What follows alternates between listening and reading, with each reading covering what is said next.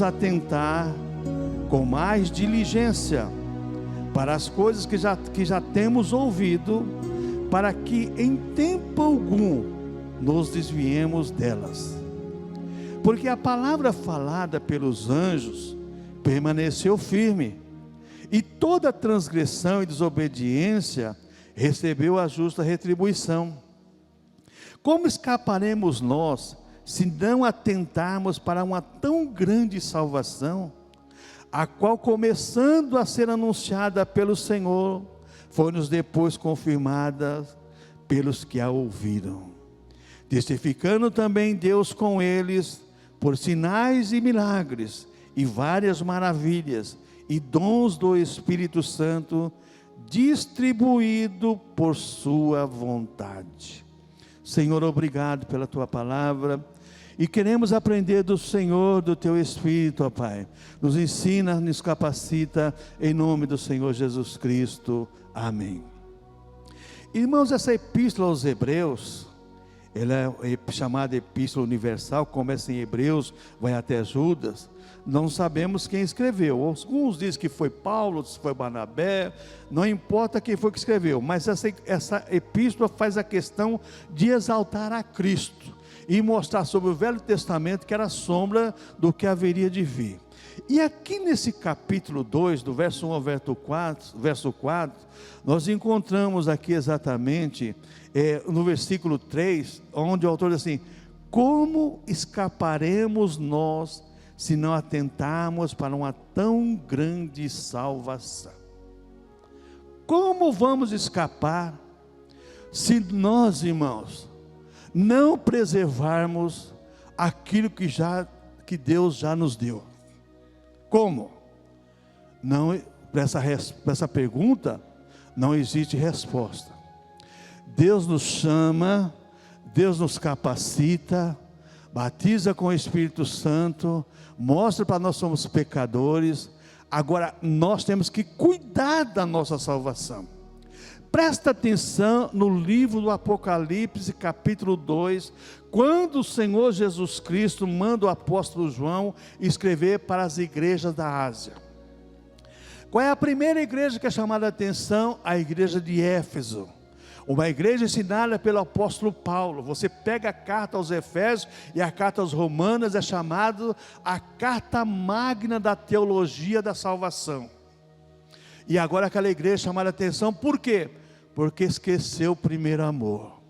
E eu desde quarta-feira eu venho pensando, irmãos, você sabe que nós seres humanos, nós temos uma tendência você, por exemplo, você ouve um louvor, a primeira vez que você ouve, você gosta, e você procura aprender, e aquela coisa toda, e você canta uma vez, duas vezes, três vezes, daqui a pouco aquele louvor se torna, já não é mais, não tem mais aquele sabor que você tinha no princípio. Para muitas pessoas, a salvação é a mesma coisa. A igreja de Éfeso é um exemplo disso.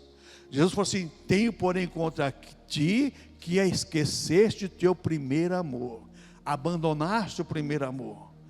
É natural do ser humano, irmãos, às vezes luta por uma coisa, quando conquista aquilo, daí a pouco aquilo não tem mais valor nenhum para ela, é desprezado. Às vezes pega o dinheiro, vai na loja, compra uma coisa que não precisava ser comprada, daí a pouco aquilo já não tem mais, não gostei, estou cansado de ouvir isso. Então a salvação é a mesma coisa, irmãos.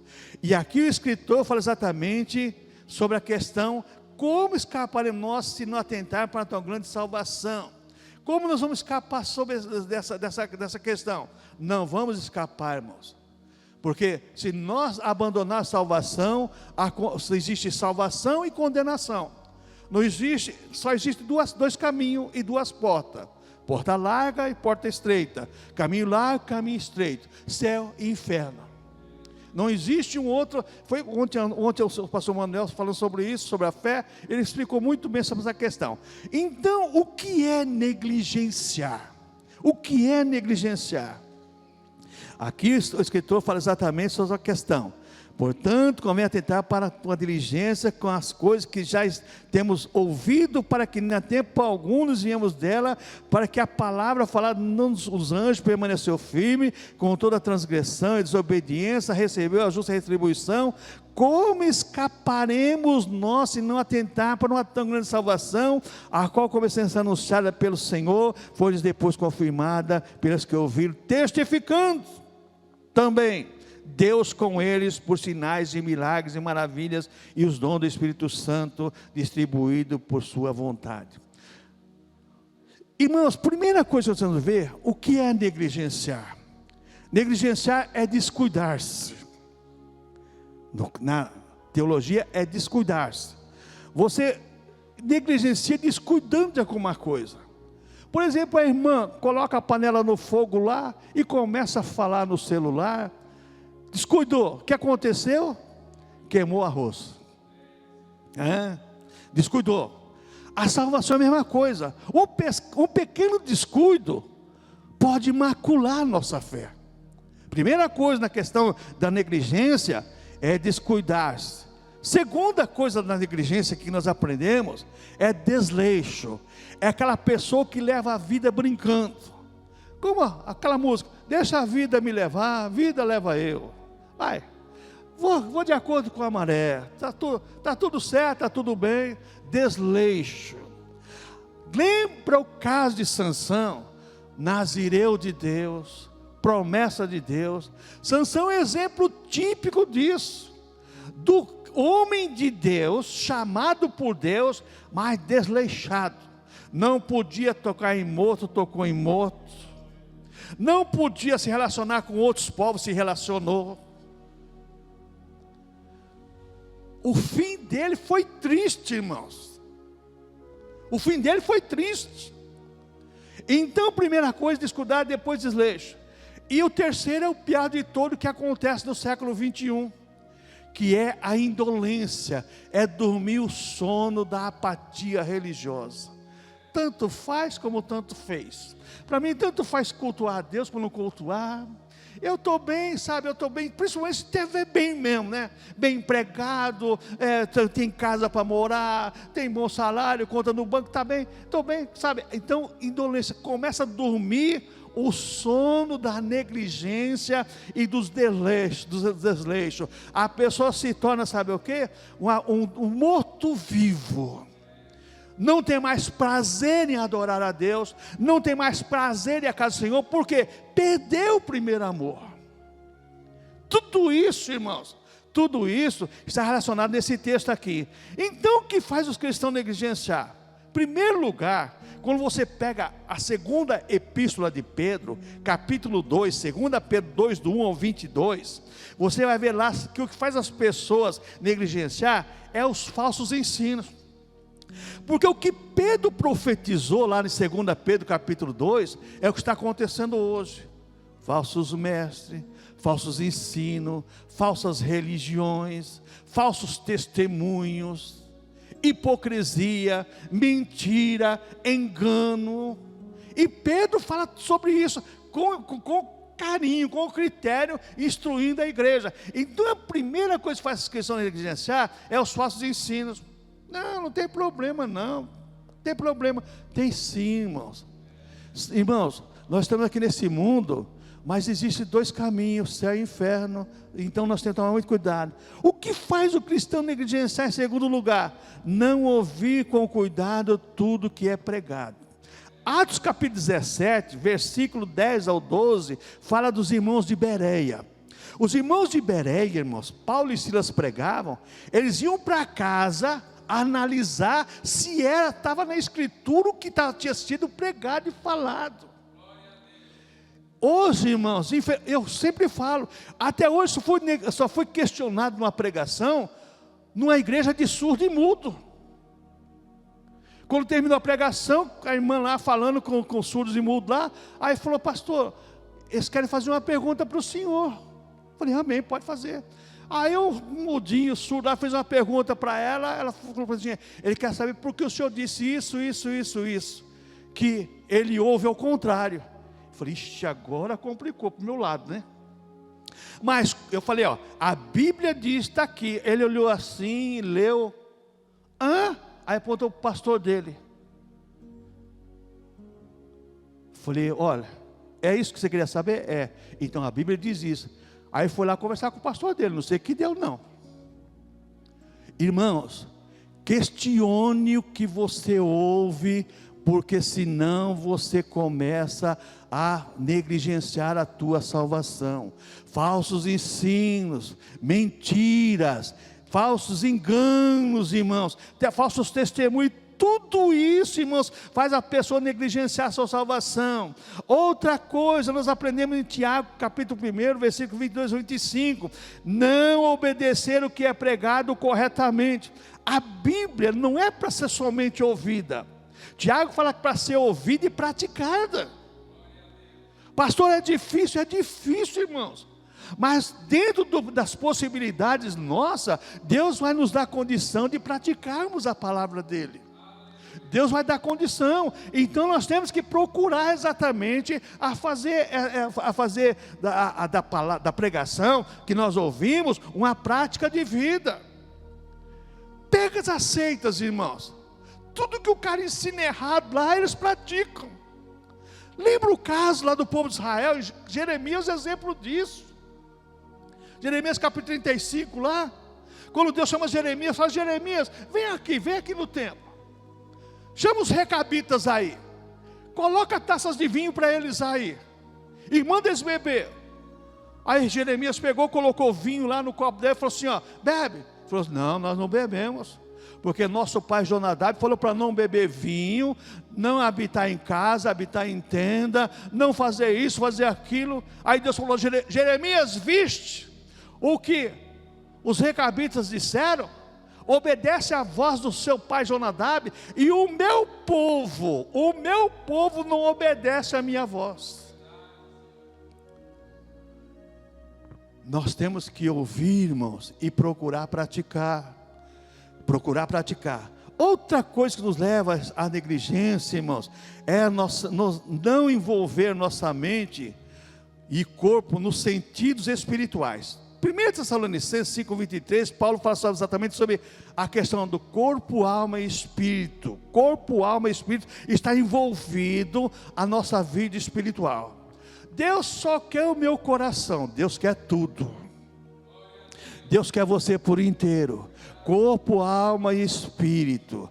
Deus quer tudo do ser humano. Deus não reparte com ninguém, irmãos. Deus não reparte nada com ninguém, não. É a mesma coisa que tudo depende. A salvação é gratuita, a salvação é de Deus, tudo Deus faz. Agora depende de nós, a nossa comunhão com Deus. Então, envolver nossa mente, corpo e alma e espírito, todos os nossos sentidos com Deus. Porque sabe o que acontece, irmãos? Existe a teologia católica romana, que tem aquela missa do corpo presente. Eu sempre falo, quando a pessoa começa a negligenciar a sua fé, negligenciar a sua salvação, ela se torna um crente de corpo presente. Ele está presente no culto, mas o culto não está presente nele. Essa é a questão. Ele se faz presente, mas aquele que está presente espiritualmente não está presente na vida dele. Por quê, irmãos? Porque ele não está participando daquilo. Para ele tanto faz como tanto fez. Às vezes até se emociona, se arrepia, né? Que eu arrepio hoje é a moda, né? Foi um culto que eu me arrepiei todo. É verdade. Abacuque fala que quando os tijolos da casa treme, as pessoas também tremem. É complicado, né? É complicado. Então toma muito cuidado. Então não envolver a nossa mente e corpo, o nosso sentido, nosso espírito em todo o nosso relacionamento com Deus. Apenas uma coisa: Deus só quer o meu coração, Deus só quer o meu louvor, Deus só quer o meu dízimo, a minha oferta. Deus quer todo ser humano. Deus quer o teu corpo, a tua alma, o teu espírito. Deus quer você por inteiro. Outra coisa que faz nós, irmãos, negligenciarmos, é o desinteresse pela palavra de Deus, que está aqui em Hebreus capítulo 2, versículo 1 ao 2, que o autor diz: portanto convém nos atentar com mais diligência para as coisas que já temos ouvido, para que em tempo algum nos desviemos delas. Porque se a palavra falada pelos anjos, que foi a lei de Deus, lá dada para Moisés, permaneceu firme, e toda transgressão e desobediência recebeu a justa retribuição, quanto mais hoje a palavra de Cristo, a palavra dos apóstolos, aqueles que viveram com o Senhor. Então, diante disso, diante desse texto aqui, nós, irmãos, na observação dos assuntos acima citados, nos leva ao grego apisteme. O que é isso, pastor? É apartar. Eu me aparto daquilo que é exigido de mim. É uma decaída daquele que eu creio, da minha fé. É o abandono, a retirada ou afastar-se daquilo que está ligado em mim. Não é Deus que se afasta de mim, sou eu que afasto de Deus. Eu vou indo para o caminho na contramão de Deus. Eu não quero nada com Deus. É isso que acontece quando eu se torno desleixado, quando eu me descuidado, quando eu me torno um indolente, estou dormindo o sono da negligência espiritual. Automaticamente eu vou sentir os reveses que vêm contra a salvação. Mas o que faz os cristãos se afastar de Cristo? Primeira coisa que faz os cristãos se afastar de Cristo é a aparência enganosa do pecado. Na sua Bíblia, na minha, está escrito em Romanos capítulo 7, versículo 10 e 11, Paulo fala que o pecado que era para orientar ele, se tornou por morte. O pecado matou ele, porque enganou a respeito da lei. O pecado matou, sabe, ao invés de ele acreditar na lei, o pecado veio contra a lei e matou ele. Então a aparência enganosa do pecado nos engana, induzindo-nos a fazer mau uso da lei de Deus, como diz Paulo em 1 Timóteo 1,8. A pessoa lê a Bíblia, mas faz mau uso da Bíblia Sagrada. Porque os falsos pregadores, irmãos, uma heresia não é tirada de qualquer coisa. Uma heresia é tirada da Bíblia Sagrada. A falsa religião não é tirada de qualquer coisa, é tirada da Bíblia Sagrada. Não, mas a Bíblia diz. Mas não há má interpretação. Então a pessoa, veja bem, a pessoa é enganada, seduzida. Ela é enganada, seduzida. Então o pecado cria em nós um antagonismo com a lei de Deus. Você fica contra a palavra de Deus. O pecado faz você ficar contra a palavra de Deus, porque a palavra de Deus é contra o pecado. São dois reinos completamente opostos. Aí a pessoa, seduzida pelo pecado, enganada pelo pecado, ela se torna objeto do pecado. Irmãos, quando chega nesse ponto, a coisa é complicada. O pecado nos faz sentir que a lei de Deus é injusta, é irracional em suas exigências. Abra a sua Bíblia comigo aí, em Romanos capítulo 7, irmãos. Romanos capítulo 7, porque os irmãos, quero que os irmãos aprendam bem isso aqui. Romanos capítulo 7. Olha que a palavra do Senhor nos diz aqui, irmãos, Romanos capítulo 7, do versículo 7 em diante. Romanos capítulo 7, do versículo 7 em diante. Diz aqui: que diremos, pois? É a lei pecado? De modo nenhum. Mas eu não conheci o pecado, senão pela lei. Porque eu não conheceria a concupiscência, se a lei não dissesse, não cobiçarás. Eu estou culpando a Bíblia, porque a Bíblia diz uma coisa, mas eu interpreto mal aquela coisa, e falo, não, eu só vou fazer isso, porque a Bíblia me incitou a fazer a coisa errada.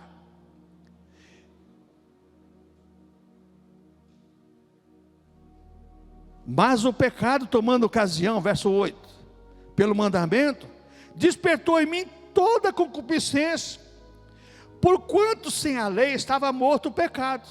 Eu não conhecia o pecado se não existisse lei. Se não estava se dizendo, Deus te mascara, não matarás, não adulterarás, não mentirás, eu não conhecia nada disso. Para mim estava tudo bem. Eles estão colocando a culpa em Deus pelos que eles faziam. Aí Paulo diz no verso 9: e eu, em algum tempo, vivia sem lei, mas vindo o mandamento, reviveu o pecado e eu morri. E o mandamento, verso 10, e o mandamento que era para a vida, achei eu que me era para a morte. Porque o pecado, tomando ocasião pelo mandamento, me enganou, e por ele me matou. E por ele me matou. A Bíblia não mata ninguém.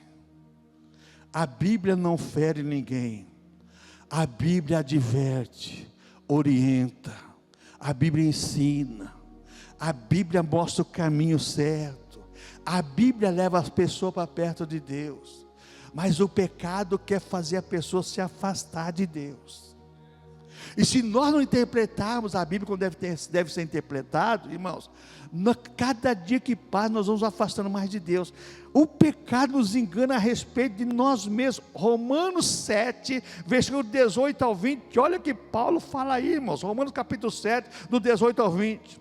Porque eu sei que em mim, isto é, na minha carne, não habita bem algum, e com efeito o querer está em mim, mas eu não consigo realizar o bem, porque não faço o bem que quero, mas o mal que não quero faço. Ora, se eu faço o que não quero, já o não faço eu, mas o pecado que habita em mim, eu faço porque eu dou lugar ao pecado, e não dou lugar à vontade de Deus. É por isso que eu faço a coisa errada. E coloca a culpa em Deus. Não consigo me controlar. Espera aí, calminha aí, filha. Calminha, calminha. Não é assim não. Você é racional, você pensa. Você é racional, você tem que acreditar em Deus e na palavra de Deus. Agora, colocar a culpa na Bíblia Sagrada, Paulo está escrevendo aqui, mostrando para nós exatamente sobre essa questão do pecado. Que o pecado seduz, engana. É bonito. O pecado é coisa seríssima, irmãos. Porque o pecado arrasta multidões para o inferno. Porque é sedutor. E o que seduz o homem e a mulher gosta. Esse é o problema. Esse é o problema, irmãos. Mas vamos caminhando, porque quero terminar até as 5 da manhã. Vocês vão sair aqui para trabalhar. Então o pecado, irmão, cria em nós o antinomismo. Isso quer dizer, posso pecar que Deus perdoa. Romanos capítulo 7, agora do versículo 21 ao 25. Antinomismo, vou pecar porque Deus perdoa. Sabe, eu fiz a coisa errada, mas eu chegar lá, Senhor, Senhor, sou bom de papo, né? Sou bom de papo, Senhor, perdoa meus pecados, mas dessa vez, né? Sabe que nós somos chegados, eu sou teu filho, o Senhor salvou na cruz do Calvário, sabe? O Senhor me amou, né? Nós temos um certo relacionamento, certa intimidade. Romanos 7, do 21 a seguir. Acha então esta lei em mim, que quando quero fazer o bem, o mal está comigo. Porque segundo o homem interior tenho prazer na lei de Deus, mas vejo nos meus membros outra lei que batalha contra a lei do meu entendimento. Presta atenção nos meus membros: mão, pé, boca, ouvido, nariz, garganta, tudo que você tem aí. Mas pastor, garganta não é membro, mas faz parte. Mas vejo nos meus membros outra lei que batalha contra a lei do meu entendimento, e me prende debaixo da lei do pecado que está nos meus membros.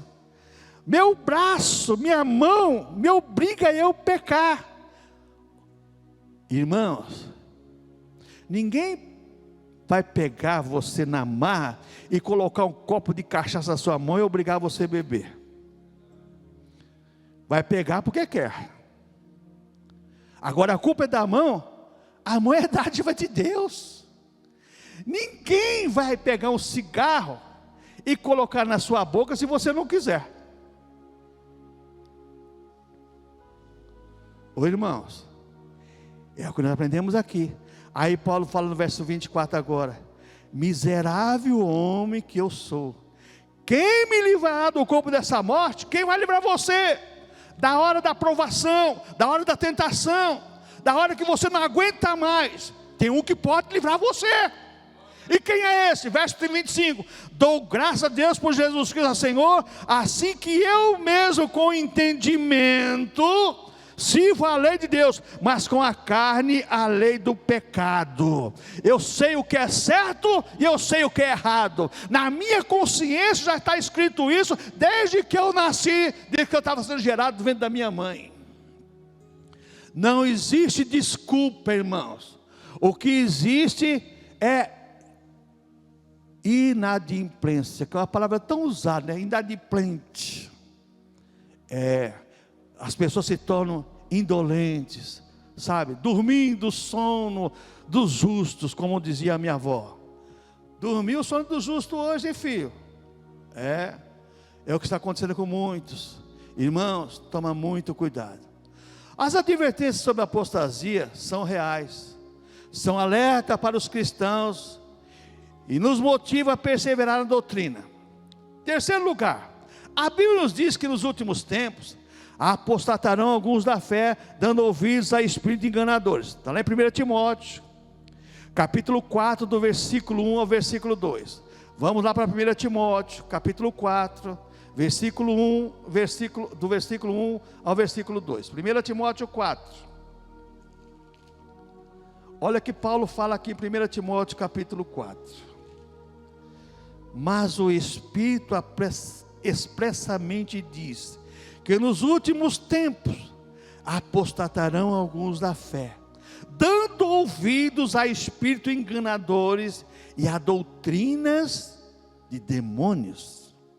Está escrito na sua Bíblia, não está escrito? Está aí. Pela hipocrisia de homens que falam mentiras, tendo cauterizada a sua própria consciência. Mente cauterizada, pecou tanto que Deus não fala mais, nada mais é pecado. Aí você vai encontrar aqui as doutrinas: proíbe casamento, ordena abstinência. Tem igreja aí que está preparando 144 mil virgens para ir para o céu. Faltava mais nada também, né? Meu Deus, o capeta sabe trabalhar, irmãos. O capeta sabe enganar, irmãos. Meu irmão, só Deus para ter misericórdia. E sabe, nós temos que, estar alerta contra essas coisas. Então muitos, irmãos, a Bíblia nos diz, nos tem apostatarão alguns da fé, dando ouvido a espíritos enganadores. Por quê? Muitos não aceitam exigências bíblicas. Está lá em 2 Timóteo. Agora em 2 Timóteo, capítulo 4, Paulo vai discorrer sobre esse assunto. 2 Timóteo, capítulo 4, muitos não aceitam as exigências bíblicas. Então o que acontece? 2 Timóteo 4, verso 1: conjuro-te, pois, diante de Deus e do Senhor Jesus Cristo, que há de julgar os vivos e os mortos na sua vinda e no seu reino, que pregues a palavra, inste a tempo e fora de tempo, quer dizer, advirta a tempo e fora de tempo, redarguas, repreendas, exortes com toda longanimidade e doutrina, porque virá tempo em que não sofrerão a sã doutrina, mas tendo comichão nos ouvidos, amontoarão para si doutores conforme as suas próprias concupiscências. Eu gosto daquele pregador, ele faz eu rir, sabe? Ele faz eu me sentir bem. Meu Deus, como é engraçado. Irmãos, versículo 4: e desviarão os ouvidos da verdade, voltando às fábulas. Voltam às fábulas. Mas Paulo diz para Timóteo: mas tu sê sóbrio em tudo, sofre as aflições, faz a obra do evangelista, cumpra o teu ministério. Irmãos, Deus colocou em nossas mãos responsabilidade do pastor ensinar. Hoje eu agradeço, sabe, a homenagem para ele do pastor, mas é a minha obrigação ensinar, e a sua obrigação é ouvir e praticar. O que mais eu aprendo aqui? Quando a Bíblia fala dos últimos tempos, muitos se apostatarão por viverem uma vida carnal. Está lá em Romanos capítulo 8, verso 5 ao verso 13. Gosto de viver a vida carnal, mas eu gosto disso. Irmãos, você pode gostar de muita coisa, mas o que tem que analisar é o seguinte: se aquilo que você gosta está dentro do querer de Deus. Irmãos, quem que não gosta de coisa boa? Vamos dizer uma coisa, vamos fazer uma comparação bem simples. Quem gosta de jejuar? Vamos, irmãos, vamos jejuar. 7 da manhã, vamos estar todo mundo aqui, jejum. Vamos até o meio-dia aqui no jejum, lendo a palavra, orando. Aí o outro fala assim, o César faz convite para vir para o jejum. Aí eu falo: irmãos, sábado, 7 horas da manhã, todo mundo aqui para ir no churrasco. Eu quero ver quantos vai ficar com ele e quantos vai comigo. Para você entender. Por que isso, irmãos? Porque nós gostamos de praticar o que nos satisfaz, aquilo que agrada a nossa carne. Esse é o problema, então, da apostasia religiosa. Muitos apostatarão por viver uma vida carnal. Está lá em Romanos capítulo 8, do verso 5 ao verso 13. Muitos se apostatarão por aceitarem novas revelações, evangelho diferente do evangelho de Cristo. Está lá em Mateus capítulo 24, Jesus falou sobre isso. Viram falsos cristos, falsos mestres, falsos doutores, tantos falsos. E as pessoas são seduzidas por não compreenderem a palavra de Deus, por não receber a revelação da palavra de Deus. Muitos se apostatarão da fé por entristecer o Espírito Santo, lá em Efésios 4:30. Não entristeçais o Espírito Santo, o qual fosse selado para o dia da redenção. Paulo fala assim: não entristeça o Espírito Santo, porque você foi selado, você foi carimbado para o dia do arrebatamento, o dia da redenção. Mesmo que você morrer, você vai para o pó, mas o seu DNA que ficar na terra lá, vai estar carimbado com o Espírito Santo. Isso aqui é salvo, esse aqui é de Deus, esse aqui a minhoca não vai comer não, isso aqui o inferno não vai levar não, é de Deus. Quando a gente olha essa questão aqui, irmãos, vamos ver agora, para nós sermos breves, os passos que nos levam à apostasia. Os passos que nos levam à apostasia. Primeira coisa, não levar a sério os ensinos da palavra de Deus. Salmo 106, versículo 34 a 42, o salmista fala sobre essa questão. Israel nunca levou a sério a palavra de Deus. Nunca. Salmos 106, versículo 34 a 42. Primeira coisa que leva a pessoa à derrota espiritual é não levar a sério a palavra de Deus. Segunda questão é a destruição do santuário de Deus. Quem é o santuário de Deus, irmão? É você, não é essas paredes não.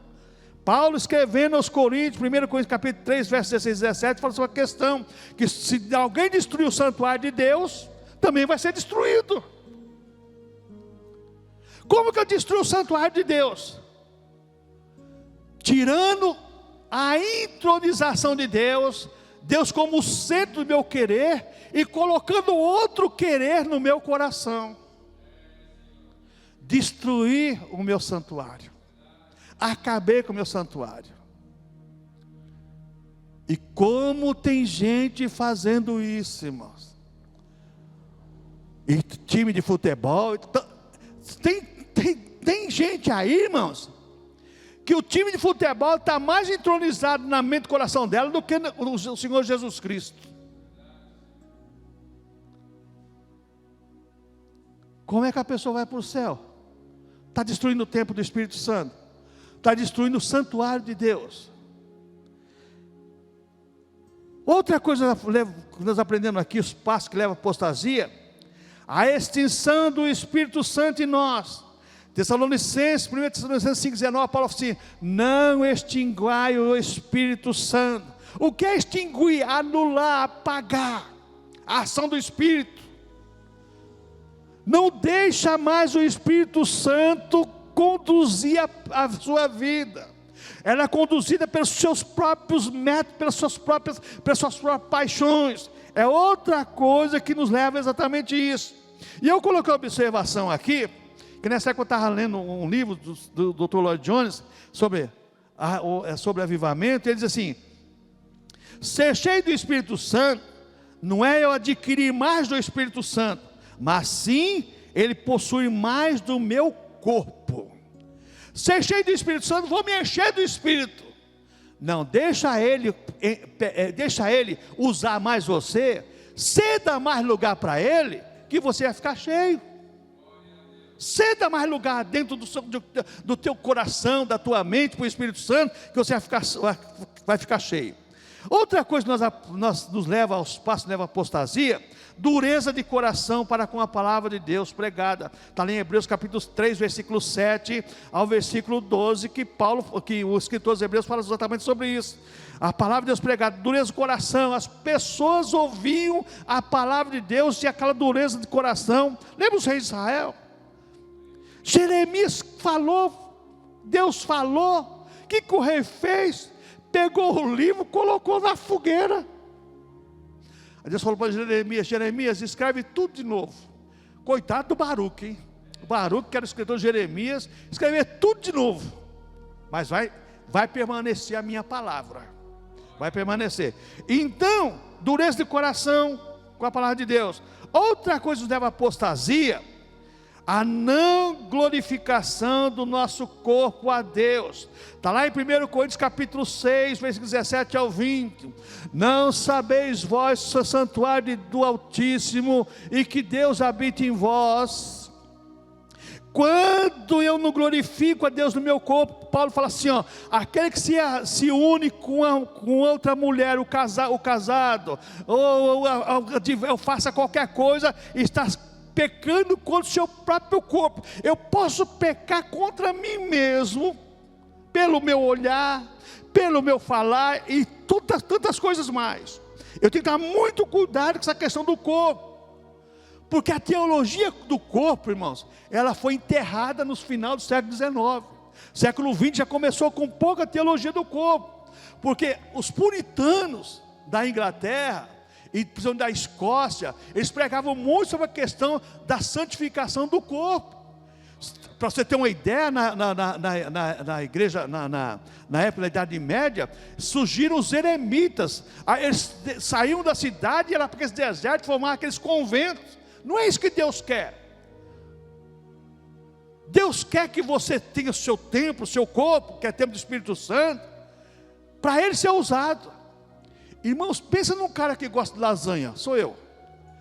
Eu trabalhava na Volkswagen, lá, irmãos, lá tinha uma lasanha da hora, hein? Boa.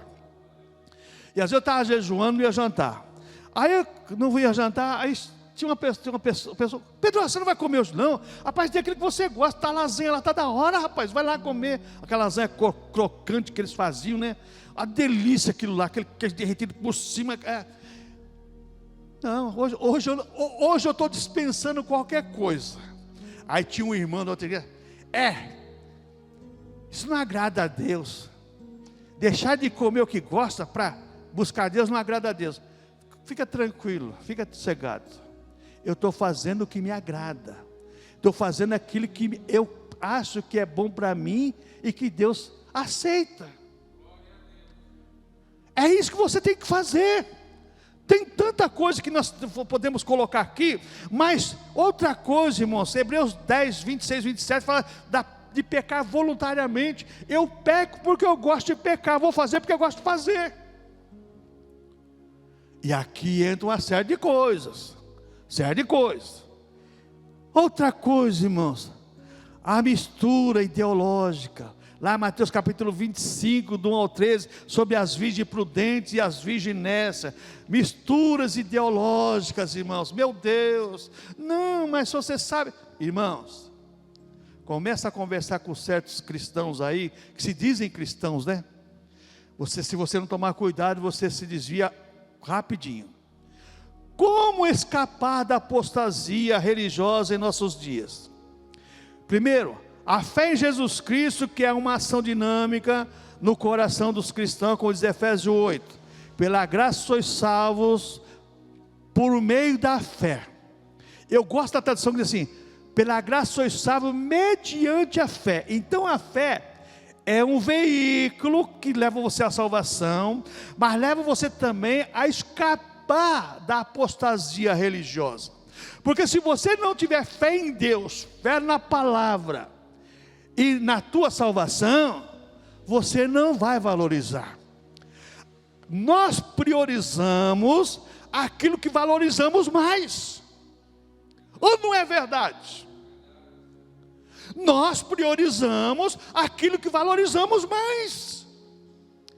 Se eu priorizo a minha salvação, eu vou cuidar da minha salvação. Se eu priorizo a minha vida espiritual, eu vou cuidar da minha vida espiritual. Então a fé que faz as pessoas seguir a Cristo, ela pode levar você a se desviar da apostasia. A fé que crer e confiar de todo o coração, os Romanos 1,17, que você crê e confia de todo o coração, essa é a fé que agrada a Deus. Agora a fé que não tem tereza de vida, essa não agrada a Deus. O que mais eu aprendo aqui, irmão? Sobre essa questão da fé. A fé que traz arrependimento, que nos faz desviar do pecado. Está lá em Atos capítulo 2, né, do verso 37 e 38. A fé que faz você se afastar do pecado. O que Jesus falou? Fugir da aparência do mal. Foge. Seja prudente como a serpente e simples como a pomba. Se afasta. Porque se nós ficarmos, irmãos, envolvidos, irmãos, é difícil você suportar. Outra coisa, irmãos, a fé que é obra regeneradora do Espírito Santo em nós, como lá em João capítulo 3, verso 1 ao 7, todo mundo conhece o texto do Nicodemos, conversando com Jesus. E a fé que expressa dedicação pessoal em Cristo, que leva você a ter amor pela sua salvação, gratidão pela sua salvação e lealdade pela sua salvação. Então essa fé me leva a ter amor pela minha salvação. Eu amo a minha salvação. Não vou negociar a minha salvação como Esaú negociou com Jacó, não, de jeito nenhum. Não vou negociar. Outra coisa, eu sou grato ao Senhor pela minha salvação. Eu não merecia, mas Ele me pagou meu preço da cruz do Calvário. E outra coisa, vou ser leal, vou ser fiel à minha salvação, porque Ele pagou o preço por mim. Então outra coisa que nos faz apartar da apostasia, é a fé que nos faz crescer e fortalecer no Senhor. Antes crescer na graça e conhecimento de nosso Senhor Salvador Jesus Cristo, 2 Pedro 3,18. E por último, irmãos, Filipenses capítulo 1, verso 19 a 21, a fé que nos traz fidelidade e devoção pessoal a Cristo, como Paulo fala assim, ó, não vivo mais eu, mas Cristo vive em mim, e o viver que eu vivo na carne agora, vivo para o Filho de Deus, que me amou e se entregou por mim. Como escaparemos nós, se negligenciarmos uma tão grande salvação? Para essa pergunta não existe resposta, não tem escape. Não tem escape. Porque o escape já foi dado por nós na cruz do Calvário. Que Deus nos ajude, irmãos, como igreja do Senhor, permanecermos firmes e fiéis ao Senhor e à sua santa palavra, e um dia seremos arrebatados, e com certeza estaremos com o Senhor nos céus. Amém, irmãos?